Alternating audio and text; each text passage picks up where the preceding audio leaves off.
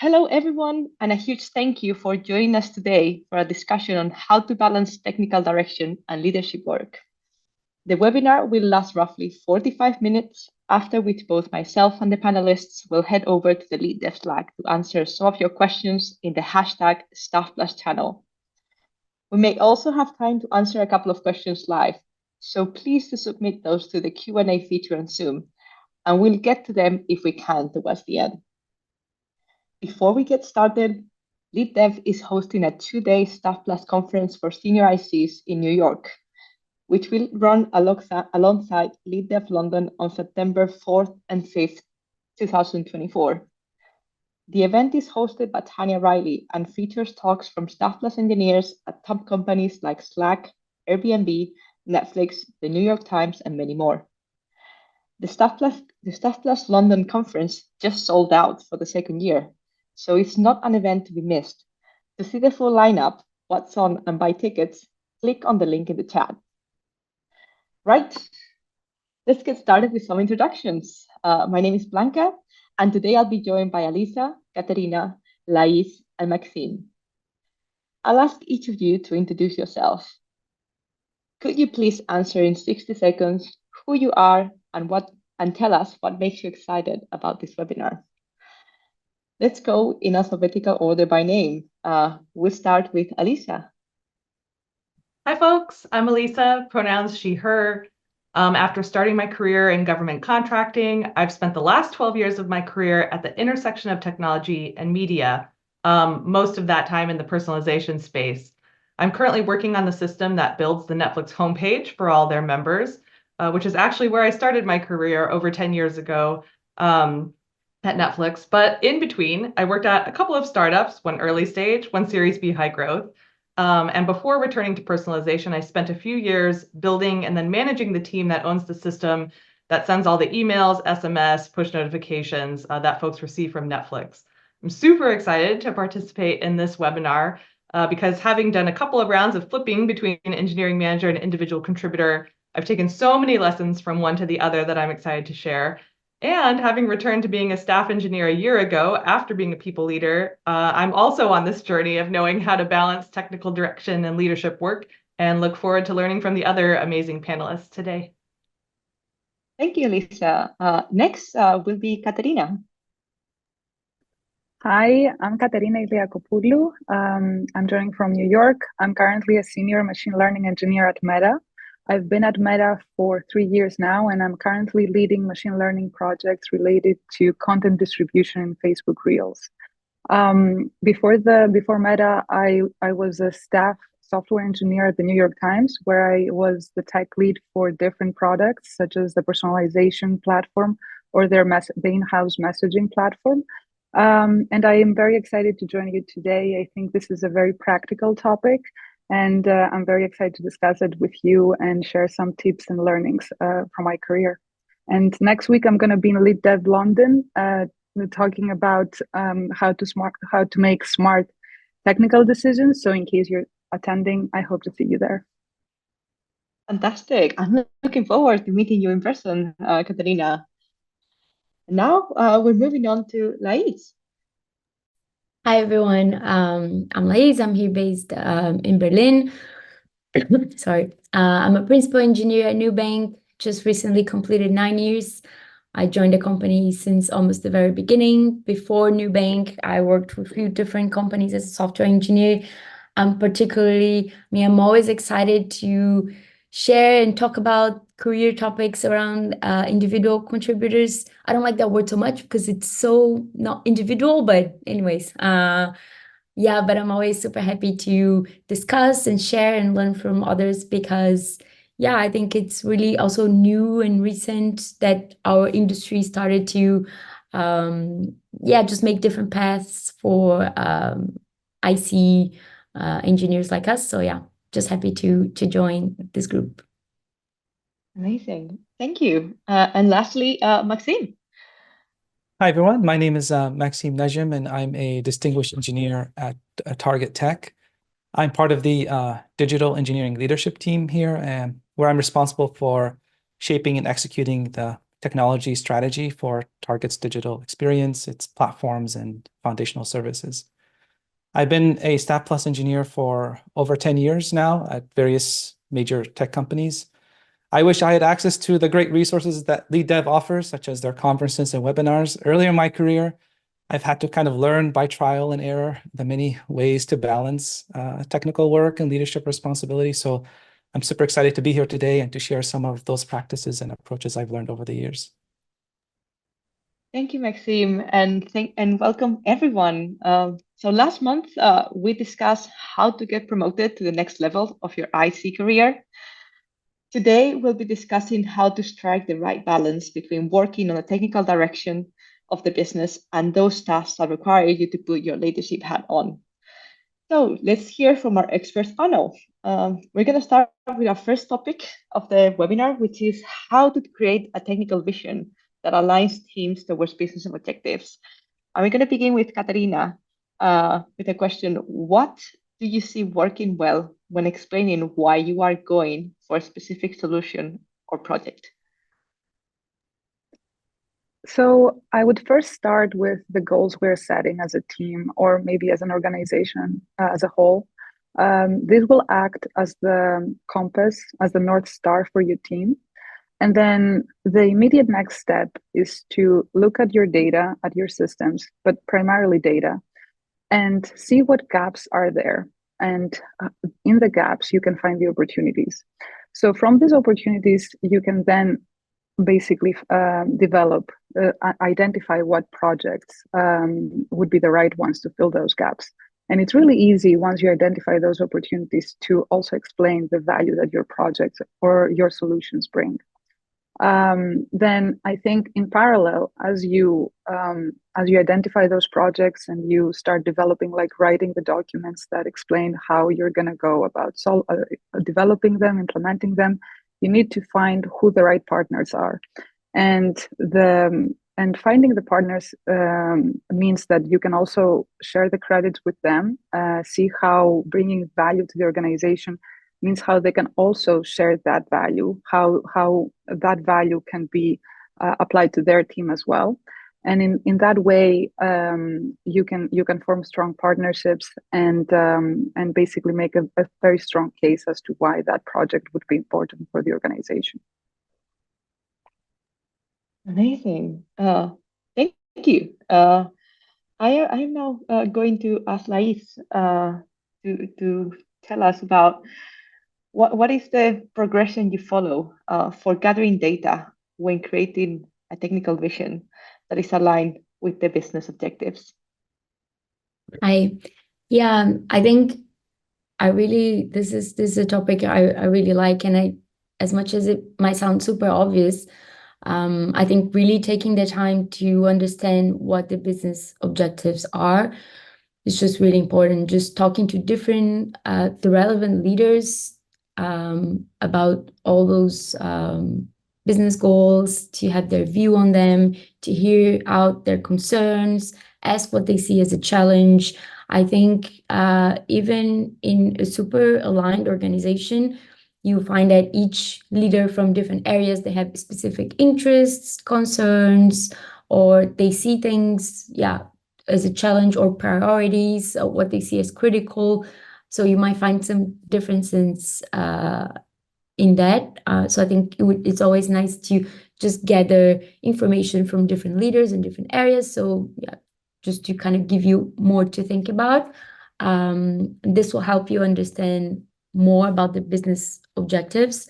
And I think even if a business objective is super well defined or very straightforward, like, oh, let's reduce cost by X or improve customer satisfaction, there might be some nuances or even completely different ways that this impacts each area in the company. So from what I have seen and what I have experienced, the technical vision will most likely emerge from this holistic view of the top level business goals, not just individual. I think it's easier to, once you kind of see a pattern across different objectives, and then you find out, okay, this is more or less where we should go. So I think this would emerge from a group of business objectives given that you really took the time to understand them, like what I usually do is just make sure I socialize and talk a lot with different leaders in different areas. And then the other thing is to make the technical vision more about principles and practices over specific solutions or adopting X or Y technology. Because I think it not only makes the vision more strategic, but also gives the opportunity, as also Katarina was saying, like the partnership that people can take credit for. I think this is a really good opportunity that other engineers can contribute with their solutions and get credit for them. And just have something that people can get excited and motivated about to work on. Fantastic. Thank you both. I think we're off to a great start. We're both talking about, going out there, talking to people, talking to the teams, gathering information, understanding what's really, really important for each one of them. And from then on, you're almost like creating that followership for later on, people wanting to come with you on the journey, isn't it? So we're going to move on to topic number 2, which is understanding when to focus your attention on setting up the tools, practices, and quality metrics that Lais was and Katarina were referring to. We're going to begin with Alisa now with the question: what is your approach for finding out where the pains are? Yeah, so in my current role, I still serve on operational on-call and support rotations, so I do feel the pain firsthand, at least in terms of my own team. But at this phase of my career, I'm not just kind of blindly fixing things or responding to questions. I'm getting curious. I'm looking for patterns. I'm looking to other teams to see if they're having similar types of pain. I'm meeting with folks particularly who have less experience on the team, either at Netflix or in general in their career, as well as on other teams, and just asking what could be better, right? I think if you make space to talk to enough people, you can tell when something is kind of a minor annoyance versus a serious frustration, which usually correlates with, kind of frequency and difficulty to resolve. And then once I have identified a pattern of pain that should be remedied, I also at this point don't immediately jump in myself to create the strategy or tools to fix it. I see if there's someone else on the team who has passion, who could use this as their growth opportunity, and try to mentor that person to lead the effort, which then helps me kind of move on to the next thing. But sometimes that person doesn't exist, and I'll take it on myself. So. Yeah. Amazing. And kudos to you for continuing to be on call. Let's go and hear from Maxime now with a bit of a different topic. You've mentioned that you kind of play a game, and the question is around what is the $10 game you use for spreading your energy and time budget on projects? Yeah, and I found this $10 game, I kind of learned it a few years ago, is a surprisingly effective way to prioritize my time, but also to communicate my time to others. So in this game, you're allocated $10 in imaginary currency to spend on various tasks and projects. So this budget represents your bandwidth and makes you think critically where your efforts are most needed. So I first start writing down all the body of work on my plate, then I tend to group that work logically in categories like projects or leadership work like process and practices. I then look at this list and distribute my $10 across the tasks based on the importance to me and to my team. And this forces me to kind of make tough choices and identify what truly matters. Now, the important part is that once I've documented where I'm spending my $10, I use that document to discuss it with my manager, but then also my peers. This often opens up a dialogue about different perspectives on the importance of these tasks. I might consider something important that others do not. And this leads to a deeper discussion about where I can have a greater impact with the organization. The goal is to reach a consensus on which tasks to invest in and which is better to defer or delegate. And so delegating tasks often creates opportunities for others to grow in their career. I usually do this exercise every quarter, and I revisit my allocation monthly. If I make an adjustment, I don't erase the previous allocation. I strike through it. This preserves the history, kind of informs future discussions and decisions. One other tip is to try to define clear and tangible deliverables for each task. This could be a document or a code artifact that you hope to deliver by the end of the quarter as a part of your focus in that area. Having these goals helps me maintain focus, ensures that I'm actually completing the work, and leaving it at least at a state where someone else can build on it. Obviously, spending too little on too many tasks is often a red flag because it dilutes your effort and focus. So if I'm investing less than 50 cents on a task, I question its value. I found this to be an effective tool for deciding where to spend my time. It helps identify if I'm spread too thin, allows others to see where I'm invested in.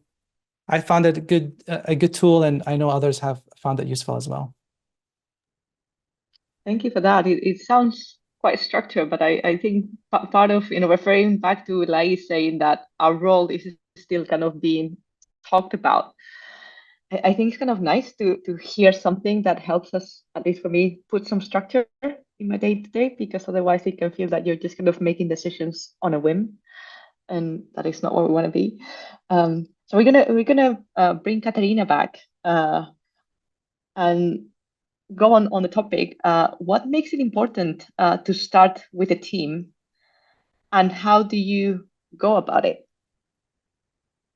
And the question is about priorities, or about it's about understanding when. So we're talking about understanding when to focus your attention on setting up the tools, practices, and quality metrics, and why do you start? What is important about starting with a team first? Yes, I think like with a team, so when leading a team, you basically, I think the main goal is to maximize the team's throughput and also happiness.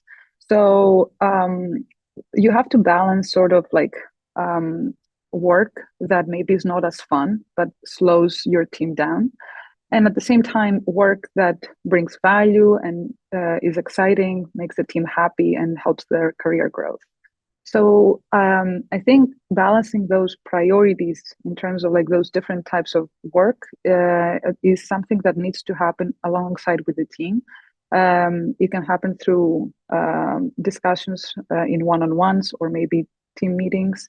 You can have feedback forms like that happen async, and people can provide their feedback. In those feedback forms, it's like actually they're really useful when you want to identify pain points about what team members don't like about their work process or like the team process. And because each team is different, every time like you have to pay attention to different things, different process, different tools.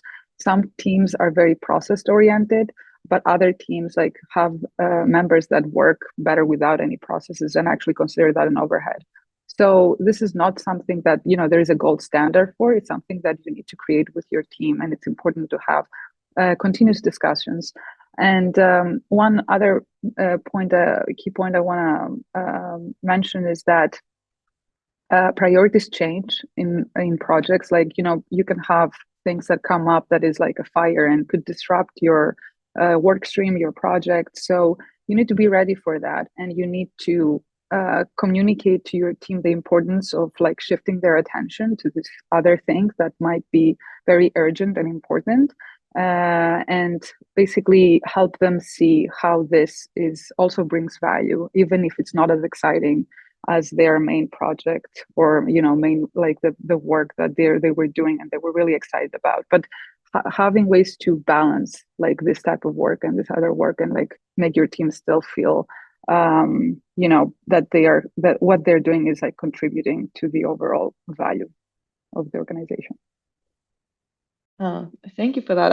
I wonder if, when you are getting all that input from people, how do they take when you say we only have $10, like Maxime highlighted? What do we left out? How do we make sure the team is not too thinly spread out?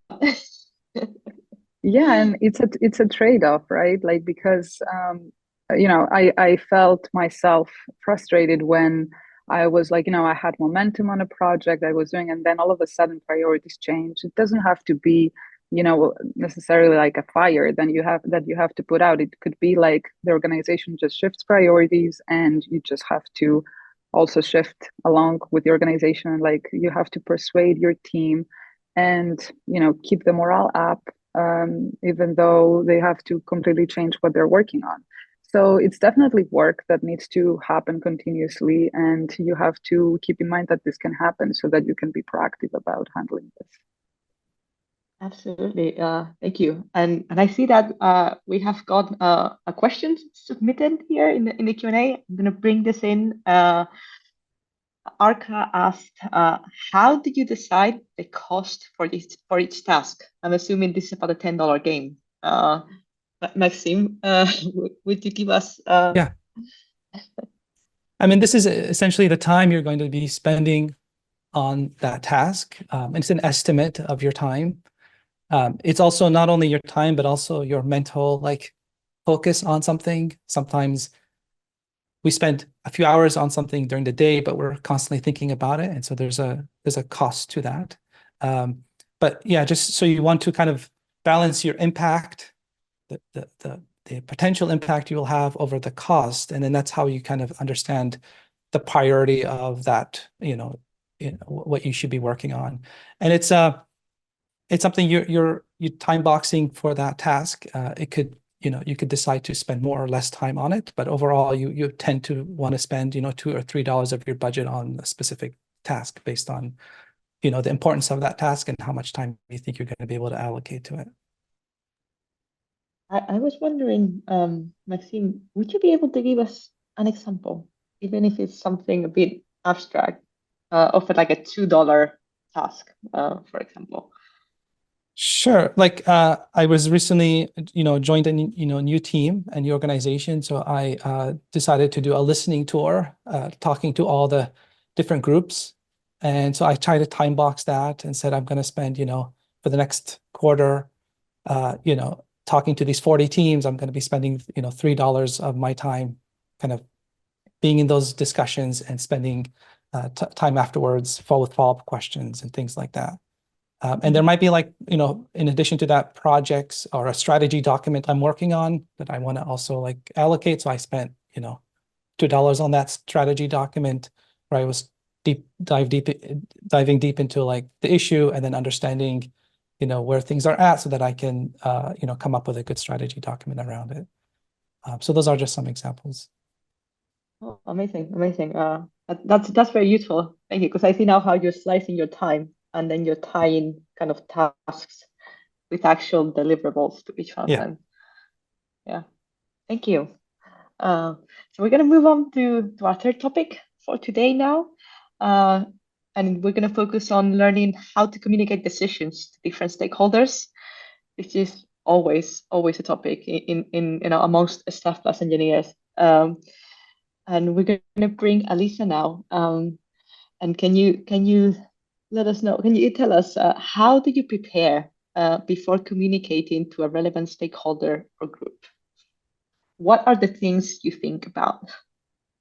Yeah, so I think as Staff Plus employees, we're expected to be able to communicate the same information to different stakeholders, different business functions, different organization levels, etc. So how do you do this well? And I think it starts with actually thinking about your audience, like what is the information that they are looking for, and how much time do they have to absorb the information? So some examples, are you communicating to executives? You probably want to focus on business impact, right? Like money, productivity, competition. Are you communicating to your own organization of engineers? Then maybe set some initial context, but then get to the technical details, architecture, design, performance. Are you communicating to product folks? Then think about okay, what are the implementation trade-offs as it pertains to kind of timeline? What's possible in the short term, medium term, long term?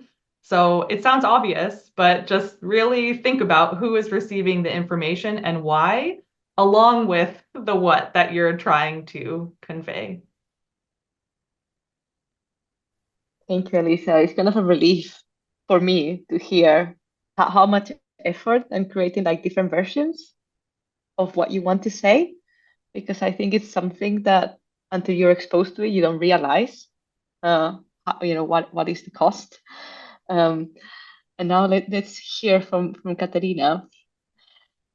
When you know that the decision that is made is not a positive one for other teams, what is important to focus on?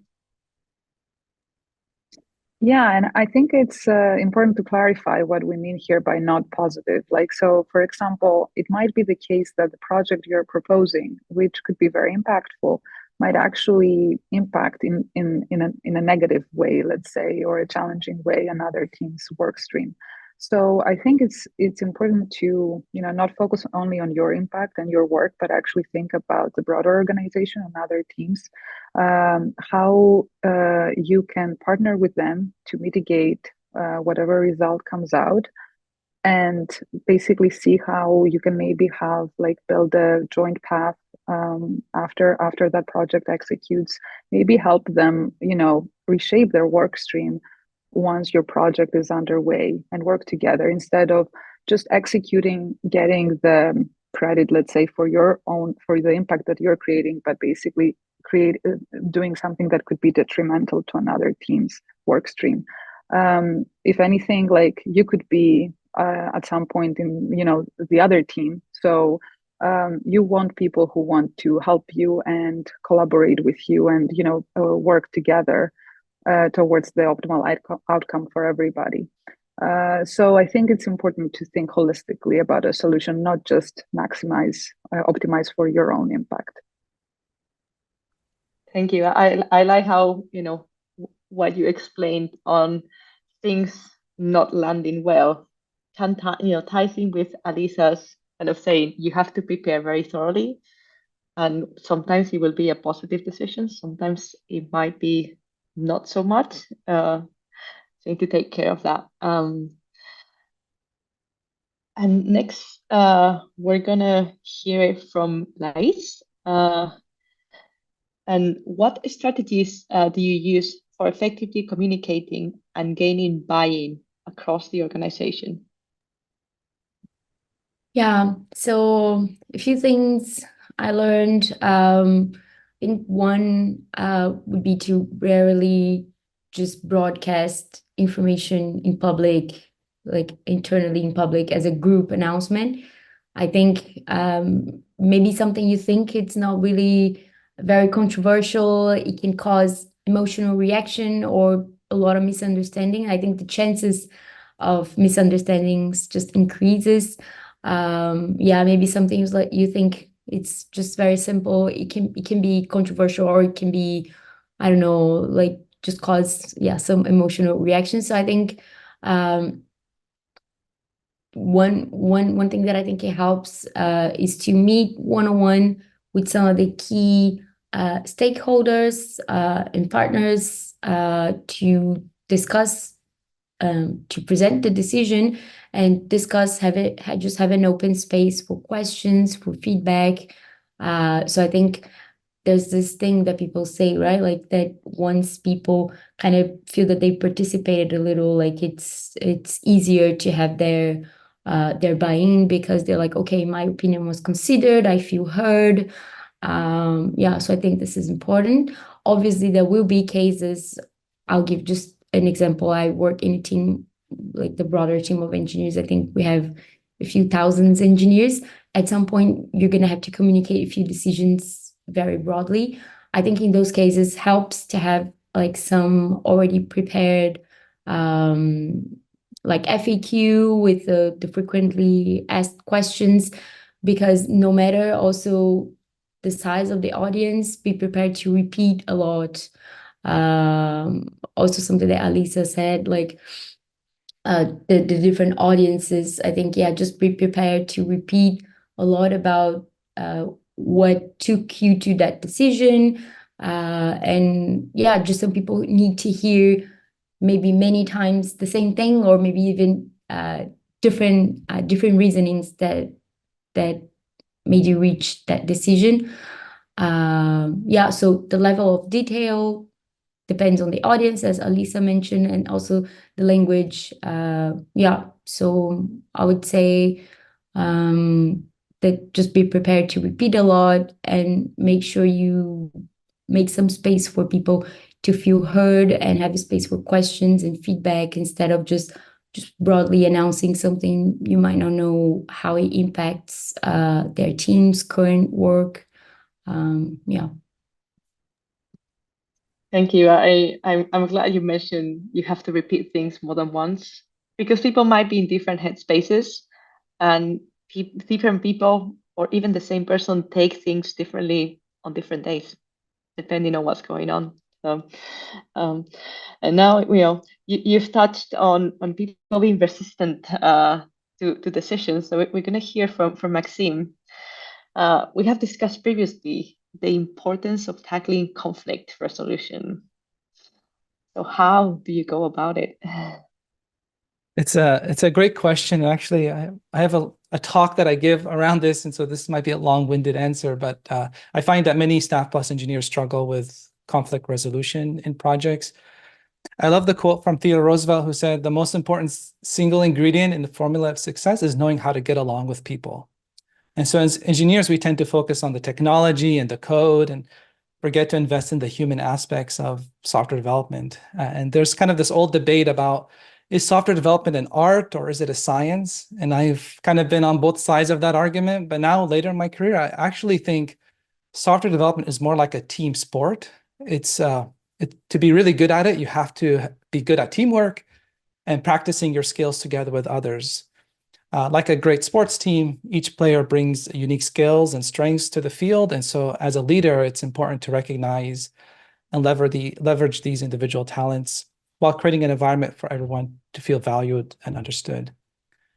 So when influencing others, especially in situations requiring a change in direction or reaching a consensus on a project, it's important to understand there's different types of skepticism you may encounter. There are many types, so I'll highlight three of them. So there's kind of like the uninformed skeptic. These are people who simply lack knowledge about a particular solution. So they can often be persuaded by just giving them a deeper explanation, providing an evidence that address their concerns. Often resolving conflict is really about getting them on the same page and making sure that you and the individual have the same knowledge and understanding. There's also like the naysayers. These are skeptics that typically focus on the negative aspects of the proposal and are sometimes challenging to convince. I found that to sway a naysayer, you must favor demonstration over discussion. So demonstrate your solution often provides more convincing than merely just discussing it. Also, guiding them to discover the solution independently is a good way. For instance, if you're choosing between two frameworks, allow the naysayer who favors the less suitable option to prove its efficacy. So this either ends up in them realizing the option's limitations themselves, or actually demonstrating that it actually has unforeseen benefits, and that's a win-win situation for both. And finally, like there's the burn. These are the skeptics that have been negatively impacted by past experiences. So this type of skeptic is open to the idea of change, but they want to make sure that all the risks have been properly evaluated and mitigated before they proceed. And so they may require more information and analysis before committing to the change. To effectively address that skepticism, it's important to understand their previous experience and communicate in a way that acknowledges and respects their past challenges. There's so much to say here, but I think the goal should be to optimize to the highest level of a consensus across the teams, recognizing that not everyone will fully endorse every decision. And consensus is a spectrum, and we often, find ourselves navigating between various degrees of agreement and dissent, but we tend to land somewhere in the middle of that spectrum. So the most effective and successful staff engineers I've worked with are not only technically proficient, but also can get along with other people, build strong relationship with others. So all of this is to say that we should not forget the human aspects of software development and hone into our soft skills to build that team cohesion and camaraderie. Fantastic, Maxime. Thank you for that. For what you've explained, I can imagine that $10 budget, a big chunk of it being taken by addressing all of this. It takes a lot of energy, listening to people, crafting your answers, thinking ways of communicating. I see some people submitted claps to your answer, and there were lots of nods. So next, we're gonna move on to our last topic for today, which will be finding out how you can build relationships across teams to become a more effective leader. And Elisa, you're back again on stage. What strategy do you use when approaching meetings with people? Yeah, so I mean, Maxime couldn't have teed this up any better. So we have limited time, right? So let's get back to the, $10 thing. But also meeting with folks, internal networking is a huge and I think understated part of the Staff Plus role. But you need to approach it with intention. Folks are going to want to come meet with you. They're going to want to set up regular recurring one-on-ones, and you need to be like judicious, right? About like the frequency of those. Do they need to be recurring? Can they be ad hoc? In your own plan and intention and reach out, think about for sure meeting with folks outside your immediate circles. For example, I'm in personalization, but I regularly make time to meet with colleagues in our growth organization. You want to meet with folks who are more senior and less senior than you. You want to meet with, product, engineering, and data science and other business functions. And I think at different points in your project, you're going to want to take different strategies. So, earlier, Lais mentioned the importance of connecting with different folks so that you can kind of, connect the dots across different areas of the business. So if you're trying to build context in a problem space or get to that point of connecting dots, you want to get the full view from big picture down to nitty-gritty details. So you want to try and design who you're meeting with and who you're talking to fulfill those needs. Additionally, you want to just kind of build your internal network before you actually need it, right? So if you're more at a state where you're trying to build momentum behind an initiative, especially one that's cross-cutting, you want to be able to tap into a network that already exists to build that group of evangelists who can kind of help support and spread the initiative, because you don't have time to meet with everybody. And then the last thing I'll say is don't forget to return the favor. So make sure that you make time for your partners and relationships and help spread their initiatives as well. And it'll come around. It'll come around again. So. Thank you, Elisa. Your answer was also reminding me of Katarina mentioning earlier, when the goal or the project doesn't align with everyone, you want to have those relationships because you want to be in a better place in the future with them. And I remember when I was a principal engineer at the BBC, drawing out kind of like a stakeholder map and realizing that sometimes you might be spending a lot of time with people you like, which is great, but you need to balance that because then otherwise you're gonna have blind spots when it comes to your network and being able to achieve the things that you need. Okay, Lais, we're back with you. So we're on building relationships, and I was wondering, what are the different ways you use for building great relationships in different work settings? Mm-hmm. Yeah, I think for me, what I always think about, by the way, I really like what Elisa just talked about, how it is important to be intentional on like picking, creating this very diverse group, different functions, different seniority levels. I think this is really important. So besides that, what I also consider is like, what do I have to offer to those people? I think the relationship won't sustain if I don't know what I have to offer. So there has to be something I can offer to them. It can be anything. It can be if other engineers or product. It can be advice on how to deal with the current project. Also, like connecting a little bit also again with what Elisa said, that you want to build this network before you need it. That's it. Sometimes you're going to be talking about other things, challenges that your other coworkers are working on. So it can be, you can offer advice, how to deal with the current project challenges, blockers that they have, connecting them with other people. It can also be sponsoring, get funding for their projects. It can be reviewing work. This is something I spend a great part of my time on, like just reviewing documents, proposals, solution proposals from others. So that's really helpful for them and also for me. It can be also career mentoring or support.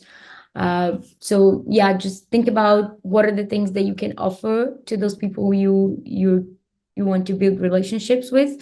And that's really time consuming because yeah, it's going to take a lot of your time, a lot of your async time, but also a lot of your current time. Like yeah, it's very time consuming.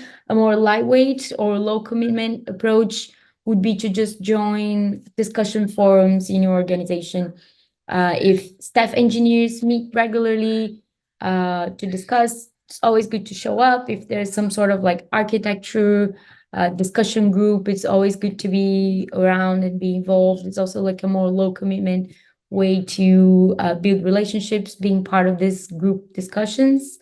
And also, I think Maxine mentioned that a lot, how important is the personal aspect, like to build relationships. I think this is also very important for me. It's also nice to just set just a little bit of time just to get to know the people I'm working with. Like, what do they like? What do they do? Do they have families? Do they live in a van? What do they do? Like, what are their lives? What languages do they speak? I don't know, like just something, what are their hobbies? So I think it's also nice to build this personal, I think it makes for, like, it helps creating more solid relationships. Yeah. Thank you, Lais. I think that the part of getting to know the real people hit me quite hard, especially at the beginning of my career. I think I learned to leave that at the door for various reasons, feeling too different, and then you don't connect with people if you're only just going work, and moving forward. Well, we're on to our last question for today's webinar. Back to Maxine. What is your approach to influencing and building relationships? Yeah, and just building on what Elisa and Lais have already mentioned, there's an analogy I like to use, which is thinking of your heat and how you transfer that heat to others. And so there's three heat transfer mechanisms: conduction, convection, and radiation. So conduction transfers heat through touch, convection through a movement of fluids, and radiation through electromagnetic waves. And so like conduction represents the direct influence you have within your immediate network. So in a small team, you can directly convey your ideas, show your code, demonstrate your work. It's that face-to-face interaction so that your ideas are clearly understood and supported by the team. Convection involves spreading your influence through your various groups and networks within the company. So in large organizations, your reach is often limited by geography or departmental boundaries. So I engage influencers with strong networks. These influencers act like fluid molecules in convection, carrying your ideas to the different parts of the organization. And then radiation represents like just dissemination of your ideas. Create compelling Confluence or wiki pages, present tech talks, record a video to reach a vast audience. Tools like these can be pretty powerful. I'm always amazed at how many people have read my Confluence pages, many of whom I've never interacted with. So you can always share your innovation insights through conferences, webinars, publications, and that's a way for you to kind of influence from the outside in as well. So regardless of the method, the goal is to really create champions. These are individuals who believe in your vision and can actively promote it. So to scale your impact, to drive meaningful change in your organization, build strong personal connections, leverage broad networks, use documentation for dissemination, and create champions who will advocate for your initiative. If you're able to do this well, you can really become an effective leader. Thank you, Maxime. That was a great wrap up to the channel. I would advocate for creating documents. I think I'm still remembering documents in various companies So your spirit kind of lives on. I see we have a few questions in the Q&A. Sadly, in the spirit of time, we're going to move those to Slack. And thanks to all our panelists for sharing their insights today. Now we're going to wrap up our panel. Let's please go around the room and summarize in a sentence. What is your top tip for achieving balance between technical direction and leadership work? We're going to go in reverse alphabetical order, starting with Maxime.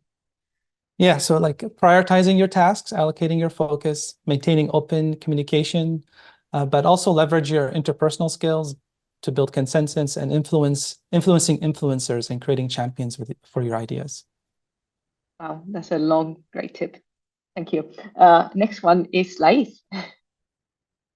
I think don't fool yourself to think that the technical direction and technical vision is not leadership. Risking to sound a bit too radical, I think the technical direction and vision is 100% leadership. I think a lot of engineers fall into that trap of like, oh yeah, I'm going to be this great engineer. No matter how good your solution is, yeah, it's 100% leadership. You're going to need others to get on board and communication, all that we talked about. Yeah, so don't fool yourself. The technical direction and the technical vision is 100% leadership work, no matter how good your solution is. Thank you. I'm on board with you, Lais. It is so hard. And now, Katerina. I would say two things. The first one, as other panelists said, is to build relationships, get to know who you work with. They're going to be the ones that support you and help you get your vision done. And the second one that I found being very, very important is embrace ambiguity. Don't get too close to any vision, any solution, because things might change. So be ready to pivot and be ready to have your team pivot and be on board with the pivot. Oh, that can be hard to be kind of a bit detached from things. And wrapping up will be Alisa. I'm glad I wrote down what I was thinking about saying, because embrace ambiguity really just like took me out for a loop there, because it's so important. I'm just going to repeat what everyone else said in my own words, which is spend intentional time building relationships across organizations, functions, and levels of experience. It'll pay dividends. Thank you. Thank you, Alisa. That's a great wrap up. I say build the organization that you want to work at. So thank you so much for all the good insights in today's panel. We're all going to be heading over now to the Lead Dev Slack in the hashtag Staff Plus channel. Please head there to continue the discussion. We'll be back on July 10th for our next Staff Plus webinar, and we will be announcing the topic and the panelists in the coming weeks. We're also excitedly running quarterly Staff Plus community roundtables. They are a chance for you to network with your peers over shared challenges and connect with us at LeadDev to help shape the future of these webinars and wider content. The next roundtable will be taking place on June 27th. We've got 10 places open for folks to join us. Look out for the message in Slack in a moment for more info. And thanks for joining, and hope to see you next time. Bye.